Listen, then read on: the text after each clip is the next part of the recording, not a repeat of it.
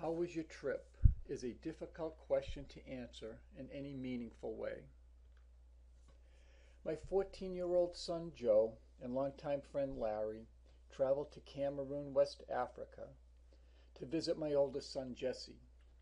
He is a Peace Corps volunteer in a remote rural area. In hindsight, I took some basic things for granted, like electricity and lights, clean water for cooking and drinking, and washing, and bathing, and creature comforts such as toilet seats and toilet paper, and having a seat to yourself in a long car ride. Cameroon.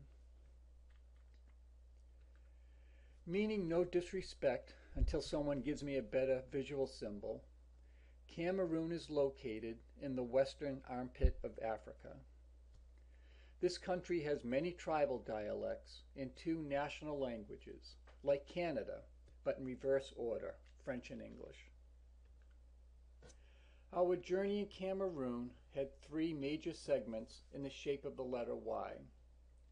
We flew into the capital of Yaoundé at the bottom of this map. Then we traveled north to Bafoussam and northeast to Jesse's first post in the village of Niamboya and its surrounding bush villages. The national language there is French. This solid line at the top of the map is the border of Nigeria. A month ago, Jesse's post was among several to be closed due to rumors of Boko Haram walking around.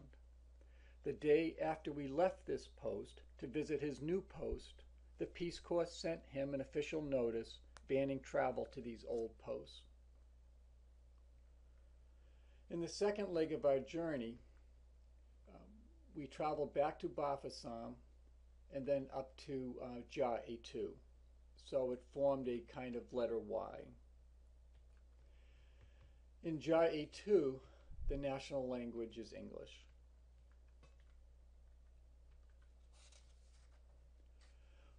Although more comfortable transportation can be found in Cameroon, we traveled like most people, by stuffing ourselves and belongings into bush taxis,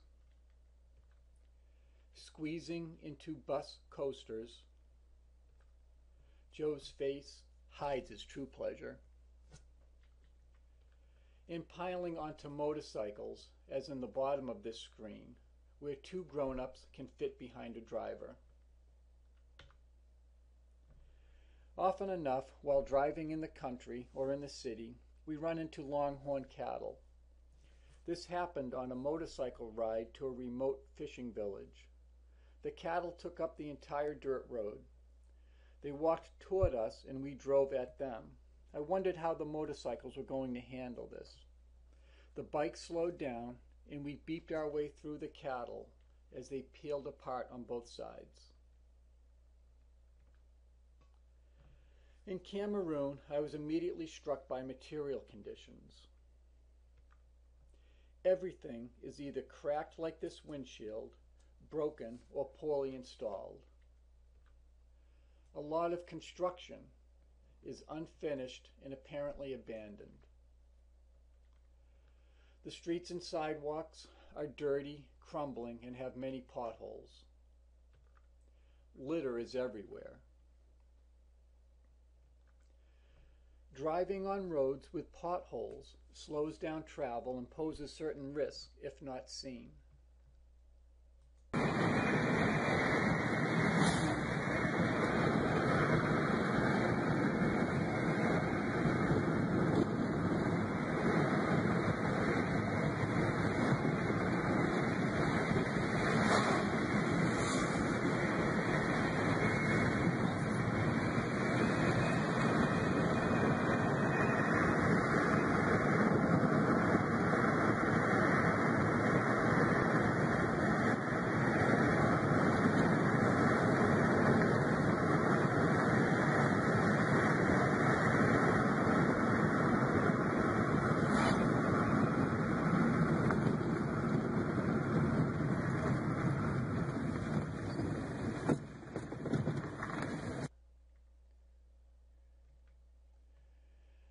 There are no traffic rules. You can try and pass someone anytime.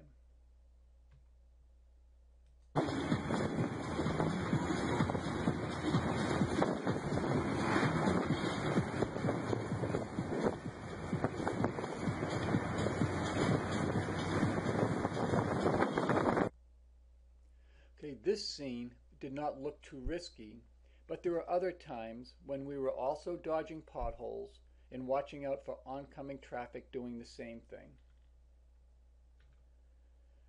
The terrain in Cameroon is beautiful. This is on the edge of a fishing village where the lake is dammed off for part of the year, then reflooded later. While dammed off, grass grows and cattle graze. When the landscape is flat, it is sometimes punctuated with large, steep land masses. Jesse's new village is a long strip flanked on both sides by grass-covered mountain ranges.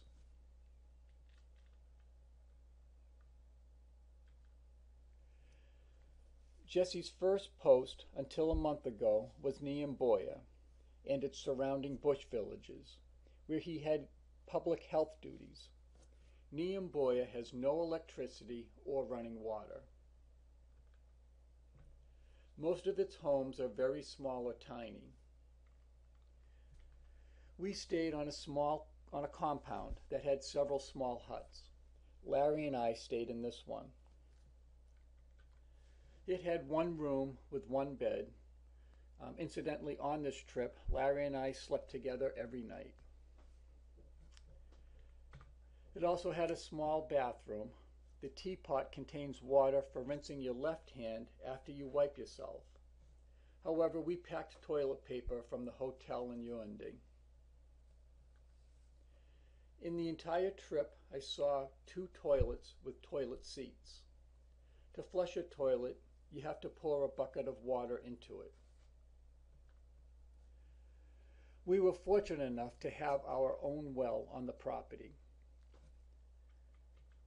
My first morning in the village, I went to this well to fill up a bucket for washing. I stood on the metal base on the edge of the truck tire and lowered the bucket in.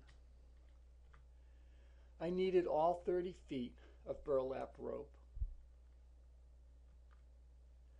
On my first draw, a dead scorpion floated on top. It took 2 draws to fill 1 bucket. Also, I had to be careful as to not stir up any dirt below the water. For drinking water, we walked a mile to the Baptist Healthcare Center and used their pump. It was very easy and efficient lever to work.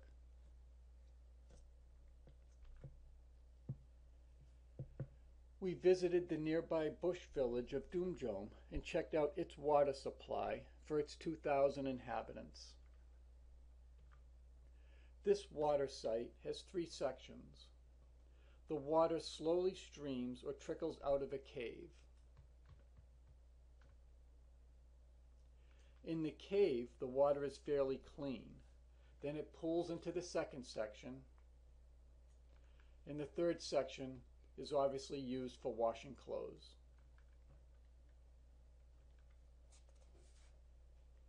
This is a close-up of water in the cave trickling past a red bucket. This water site is flanked on both sides by steep slopes of hard clay. When wet, as during the current rainy season, these slopes are very slippery. And this is a woman at work at the water site.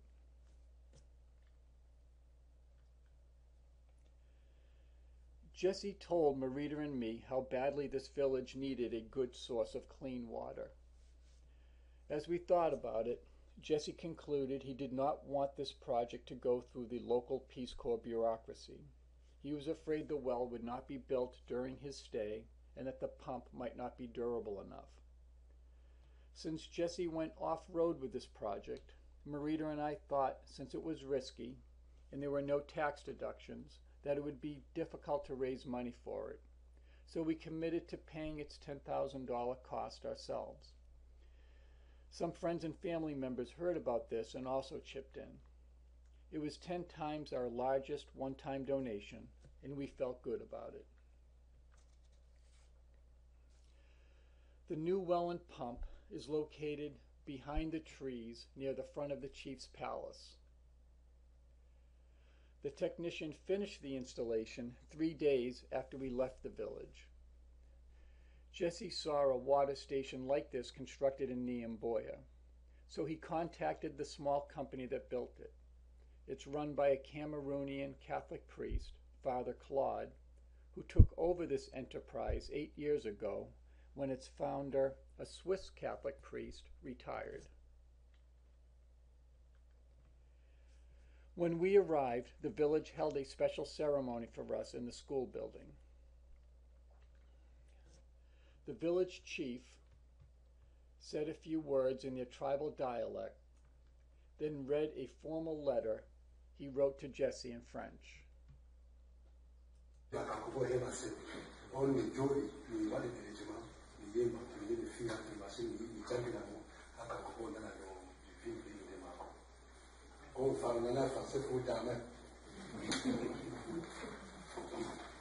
Ndumjong, le 18 avril 2014, Sa Majesté le chef du village de Ndumjong, à M.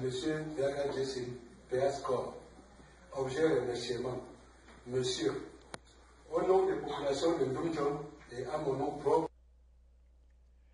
Back in Yaoundé, Jesse's French tutor translated the letter for me. He said in part, "On behalf of the population of Ndumjong, and in my own name, I present our sincere thanks for the gift of this well for our people. Through this gift that is so laudable, you have spared us from certain disease caused by consumption of dirty water. This beautiful gift that you left us is now baptized Beagan Jesse, the son of Ndumjong."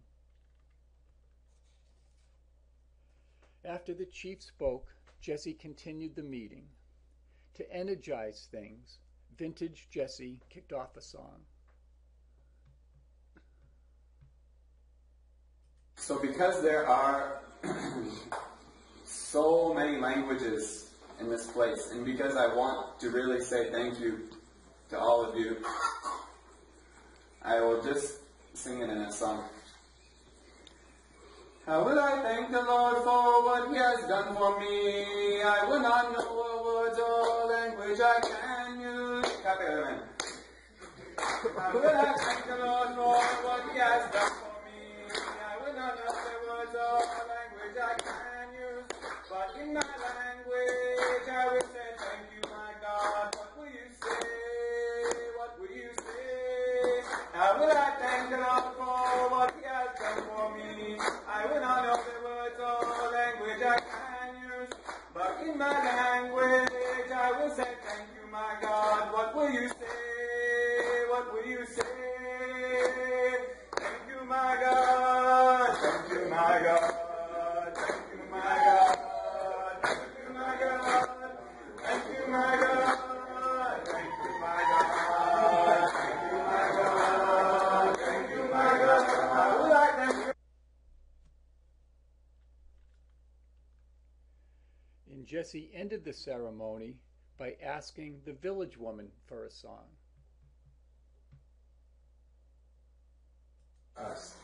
Kenny, was that done now? I think we're not finished with song. Okay, put it on. But give me the bed, they made it fine. Yeah, they made it fine.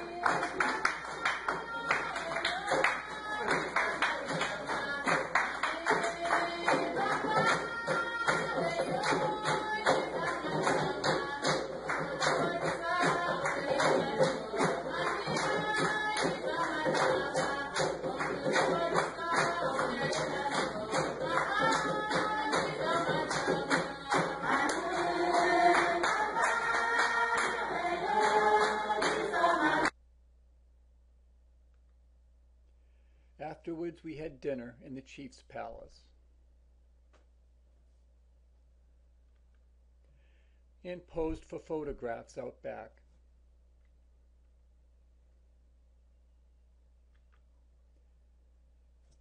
We spent our second week at his new post in the village of Jaitu.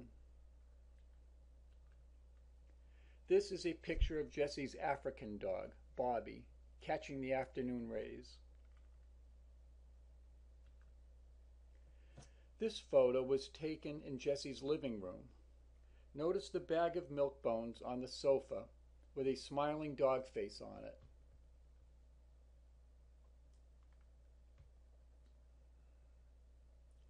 Notice also the lunch Jesse's next-door neighbor Delphine brought over wrapped in banana leaves.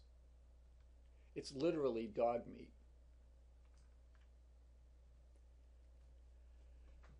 Jesse laughed at the irony and held up the milk-bone bag. Delphine explained how this was a healthy hunting dog that was no longer useful and that its meat was cooked all night. I liked it. Larry would not take a second bite. Interestingly, Delphine's husband Samuel is a high school math teacher.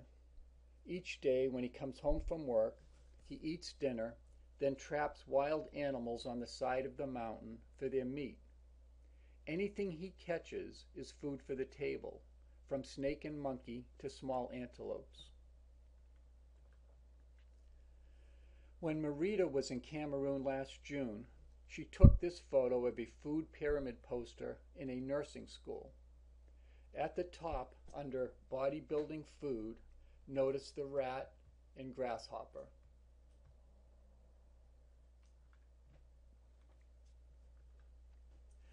This is a picture of Delphine's parents, who have a farm halfway up the mountain. At 70 and 60 years old, her parents still climb palm trees. Her dad wanted me to take a lot of pictures so I can tell people how hard it is to live in Africa. Knowing that his water comes out of the side of a hill through a small PVC pipe, I told him about the village of Dumjom and its water source of 2000. He took what I said to heart and really cared.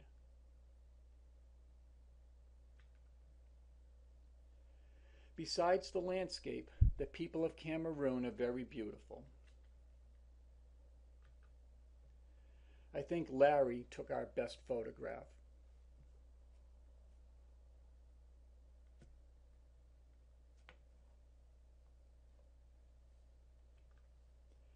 But these people also want better. Max is the child in the yellow shirt. He wishes he could come home with Jesse. Justine and Beatrice are best friends and were Jesse's neighbors in Niamboya. They took very good care of him. Beatrice grew up in Yaoundé and ran away from her abusive husband. She met and married a Kwanja man from Niamboya and converted to his Muslim faith. She asked me how I liked Cameroon. I gave her my standard reply about how beautiful the people and country are. She retorted in French about 6 things that were wrong. Julius is a translator who works for the school in Dumjom. He feels trapped in his current role and asked me for $400 so he could go to Nigeria and buy goods, sell them in Cameroon, then buy in Cameroon and sell them in Nigeria. This is Delphine on the left with her sister-in-law, Priscilla. Delphine works behind the pharmacy counter at the local government health center. She's a smart, educated woman who earns $60 a month. Patty is the 37-year-old health center chief. In this photo, he's preparing to give Joe a shot in the rump because he could not stop throwing up in order to swallow a pill. Every fall, Patty submits an application to the U.S. Embassy lottery. He said, I'm 37 years old, a health center chief, and I can only afford an old motorcycle. If I go to the U.S., I'll be able to buy a car someday. This final picture is of Father Claude, who not only pastors a Catholic parish, but also runs the well and water pump company. As a young priest, he saw the problems of dirty water in villages. He said if we had not purchased that well, the government may not have reached Dumjom for 25 more years. In this photo, before we flew home, Father Claude is blessing Joe that he may do well in school and use God's gifts responsibly. As Joe's father, it didn't bother me that Father Claude is also an exorcist who helps protect his people from voodoo curses.